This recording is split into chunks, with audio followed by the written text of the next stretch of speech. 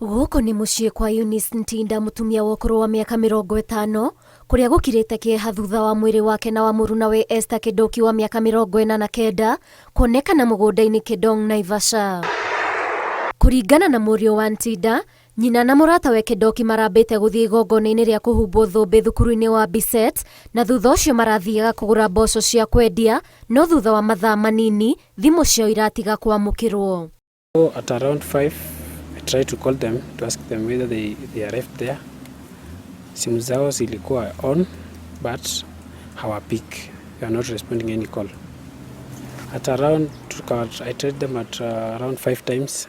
It's the same thing. Wakati mwili zao zilipatikana, I think kwa wale wenye walienda pale kuconfirm, wametuambia wamedungwa visu, alafu wakanyongwa.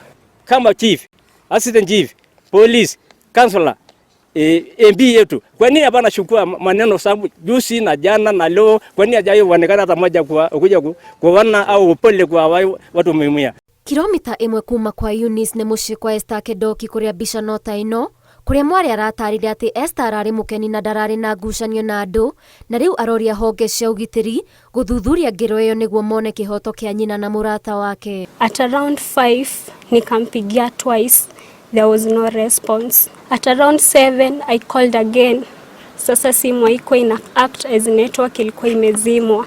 Na sasa najua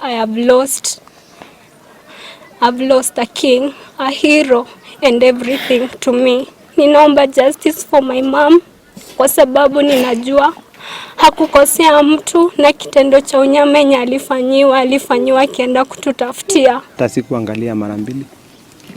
Niangalia tu na nikasema ni yeye. Ndeto ĩno ĩkĩrĩtwo mũkonde nĩ OCPD wa Narok irathĩro Gerard Marando gũkũ akĩrĩra famĩlĩ icio thuthuria wa njũragano icio. Officers wa DCI kutoka Naivasha walikuja wakachukua hiyo mwili wakapeleka katika mortuary ya Naivasha. Uchunguzi unaendelea na jamaa na marafiki wameweza kuandikisha taarifa kule Naivasha. Na sisi pia bande hii tunafanya uchunguzi. Ngĩribotera Inooro TV, njĩtagwo Waithĩra wa Andũ.